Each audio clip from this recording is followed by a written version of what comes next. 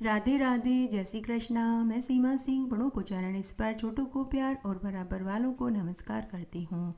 आज मैं आपको शालिग्राम जी की कहानी सुनाने जा रही हूँ। हमने पूरे सावन मास में कहानियाँ महात्म्य अध्याय सुने। सावन मास के महात्म्य का संपूर्ण फल पाने के लिए आज सावन मास के उद्यापन और पारण में शालिग्राम जी की कहानी भी सुनते हैं। आइए अब हम सावन मास के महात्म्य का संपूर्ण फल पाने के लिए शालिग्राम जी की एक पवित्र कहानी सुनते हैं। एक बार बहुत छोटा सा गांव था। उस गांव में एक विधवा बुढ़िया माई अपने बेटा बहू के साथ रहती थी। उस विधवा माई के पास गाय भैंस और बकरियां थी, जिन्हें वह रोज जंगल में चराने जाती और उनका दूध निकालती और बेचती थी। दूध बच जाता तो वह दही छाछ घी भी बेचती थी। उसका बेटा मजदूरी करता था। बुढ़िया माई इन सभी कामों को करने के साथ रोज भगवान शालिग्राम जी को स्नान कराती, पूजा करती और रोज सुबह शाम भोग बना करके भोग लगाती। और जब भी वह मक्खन बिलोती तो मक्खन का भोग भी भगवान शालिग्राम जी को लगाती। सुबह शाम की उसकी यही दिनचर्या थी। तब एक बार की बात है, बुढ़िया माई भादवा मास में 1 महीने के लिए 84 कोस की परिक्रमा के लिए गांव की मंडली के साथ जाने का मन बना रही थी। परंतु उसने सोचा कि बहू इतना काम कैसे कर पाएगी। गाय भैंसों और बकरियों का दूध भी निकालना है, बेचना है, दही छाछ घी बेचना है, साथ ही गाय भैंसों और बकरियों को जंगल में चराने के लिए ले जाना है, घर की रोटी सब्जी झाड़ू बुआरी करना है, गाय भैंसों के बाड़े की सफाई करना है, रोज गोबर पोटे उठाना है और मवेशियों को रोज स्नान कराना है। इसके अलावा रोज मेरे ठाकुर जी को स्नान कराना, पूजा पाठ करना, रोज सुबह शाम भोग लगाना, आरती करना, यह सभी काम बहू अकेले कैसे कर पाएगी। इस तरह बुढ़िया माई उदास अपने कमरे में बैठी हुई थी। शाम को उसका बेटा घर आया। रोज की तरह बेटा भोजन की थाली देने अपनी माँ के कमरे में गया और अपनी माँ को उदास बैठे देखा तो उसके चेहरे से साफ उदासी झलक रही थी। वह एकटक शालिग्राम भगवान की तरफ टकटकी लगाए देखी जा रही थी। बेटे ने अपनी माँ को 3-4 बार कहा कि माँ भोजन कर लो, लेकिन माँ का ध्यान बेटे की तरफ था ही नहीं। तब बेटे ने अपनी माँ को झंझोड़ते हुए कहा कि माँ तुम्हारा ध्यान किधर है। माँ मैं आपके लिए रोटी लेकर आया हूँ।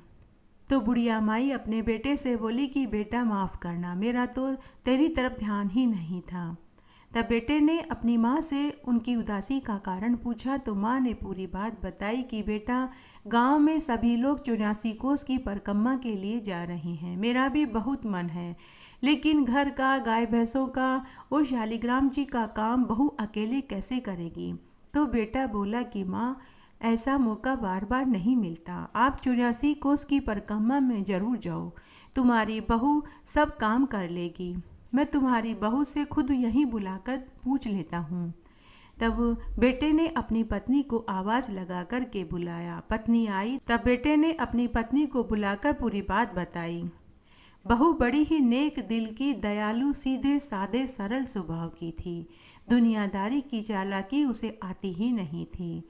उसने अपनी सासू माँ से कहा कि माँ जी आप जरूर तीर्थ यात्रा करने के लिए जाइए, मैं आपके पीछे से सभी काम कर लूँगी।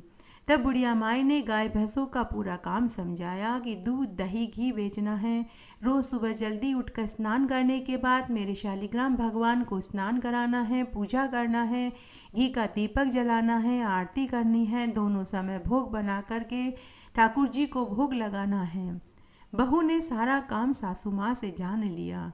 तब सासू निश्चिंत होकर 1 महीने के लिए 84 कोस की परिक्रमा के लिए चली गई। दूसरे दिन बहू जल्दी उठी। स्नान आदि करने के बाद शालिग्राम भगवान को स्नान कराया, कपड़े पहनाए, पूजा करी, घी का दीपक जलाया और अगरबत्ती करके आरती करी और भोग में हलवा पूड़ी सब्जी बनाया। पानी का एक लोटा उनके पास रखा और शालिग्राम भगवान से बोली कि हे भगवान आप भोजन पूरा ख़त्म कर लेना और पानी पी लेना, बाद में आकर मैं जूठे बर्तन ले जाऊंगी। अब मुझे घर के और भी बहुत से काम करने हैं। ऐसा कहकर बहू गाय भैंसों और बकरियों का दूध निकालकर बेचने के लिए चली गई। वापस आई तो उसने देखा कि भोजन की थाली ज्यों की त्यों रखी हुई थी। बहू ने सोचा कि शायद मेरी पूजा पाठ में कोई कमी रह गई होगी, इसीलिए ठाकुर जी ने भोजन नहीं किया, या फिर ठाकुर जी को सासू माँ की याद आ रही होगी, इसीलिए उन्होंने भोजन नहीं किया। तब थोड़ी देर के लिए बहू ने वापस आंखें बंद करी और शालिग्राम भगवान की स्तुति करने लगी कि हे ठाकुर जी, अगर मेरी पूजा में कोई त्रुटि रह गई हो तो आप मुझे माफ़ कर देना, लेकिन आप भोजन कर लो। और फिर उसने सोचा कि शायद मैंने पर्दा नहीं लगाया, इसलिए भगवान ने भोजन नहीं किया। तो वह तुरंत उठी और उसने भगवान के पर्दा लगा दिया और बोली कि ठाकुर जी, अब आप भोजन कर लीजिए, आपको कोई नहीं देखेगा, मैं थोड़ी देर में फिर आती हूँ। और फिर से वह घर के काम में लग गई। जब घर का काम खत्म हो गया तो फिर से वह देखने के लिए आई। पर्दा हटाया तो देखा कि भोजन की थाली जो की त्यों रखी हुई थी। उसने कहा कि ठाकुर जी, अगर आप भोजन नहीं करेंगे तो मैं भी भोजन नहीं करूँगी, क्योंकि मेरी सास तो 1 महीने के बाद ही घर आएगी। अगर आपको मेरी सासू माँ की याद आ रही है तो आप चिंता मत कीजिए, 1 महीने के बाद सासू माँ वापस घर आ जाएगी, फिर वही आपकी सेवा पानी और पूजा करेगी और वही आपको भोजन परोसेगी। अभी आप भोजन कर लीजिए। अगर आप इस तरह से 1 महीने तक भोजन नहीं खाएंगे तो आप दुबले पतले कमज़ोर हो जाओगे और मेरी सास मुझसे नाराज़ हो जाएगी। अगर आप भोजन नहीं खाएंगे तो मैं भी भोजन नहीं करूँगी। बैकुंठ में बैठे ठाकुर जी यह सब देख और सुन रहे थे। वे सोचने लगे कि बुढ़िया की बहू तो बड़ी ही सीधे मन की है। अगर यह भी 1 महीने तक भोजन नहीं खाएगी तो जीव हत्या का पाप मेरे सिर पर लगेगा। मेरी वजह से इसने भी भोजन नहीं खाया है।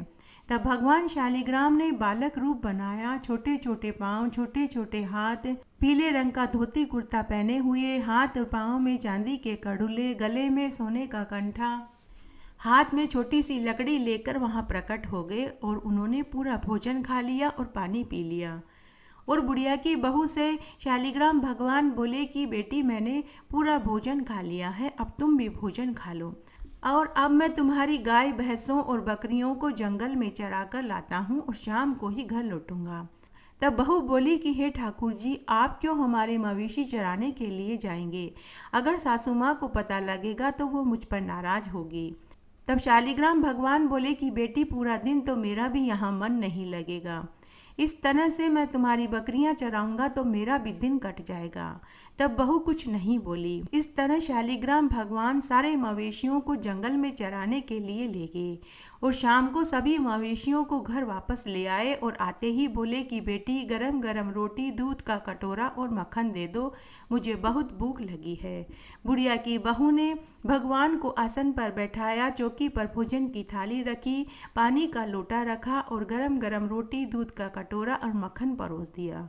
भगवान शालिग्राम ने भोजन किया और वापस मूर्ति में चले गए। अब रोज ऐसा ही होने लगा। 1 महीने के बाद बुढ़िया माई तीर्थ यात्रा करके वापस घर लौट आई। घर आते ही सबसे पहले वह अपने शालिग्राम भगवान के दर्शन करने के लिए मंदिर में गई तो वहाँ उसे शालिग्राम भगवान की मूर्ति दिखाई नहीं दी। बुढ़िया ने बहू से पूछा कि बहू, मेरे शालिग्राम भगवान की मूर्ति कहाँ है?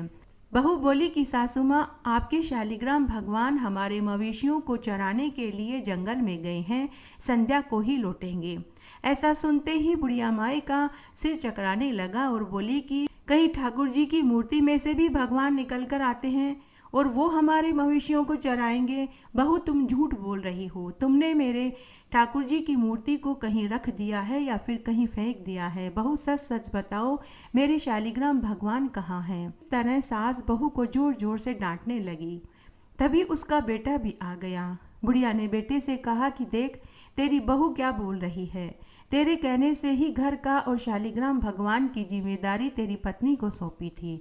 अब तू ही इससे पूछ कि मेरे शालिग्राम भगवान की मूर्ति कहाँ है। पति ने अपनी पत्नी से पूछा तो उसकी पत्नी ने वही जवाब दिया जो उसने अपनी सास से कहा था। तो बेटा अपनी माँ से बोला कि माँ, जहाँ एक महीने आपने धैर्य रखा तो शाम तक और धैर्य रखो, सब मालूम चल जाएगा। संध्या हुई तो भगवान शालिग्राम मवेशी लेकर घर आए। आते ही उन्होंने कहा कि बेटी, गरम गरम रोटी, दूध का कटोरा और मक्खन दे दो, मुझे बहुत भूख लगी है।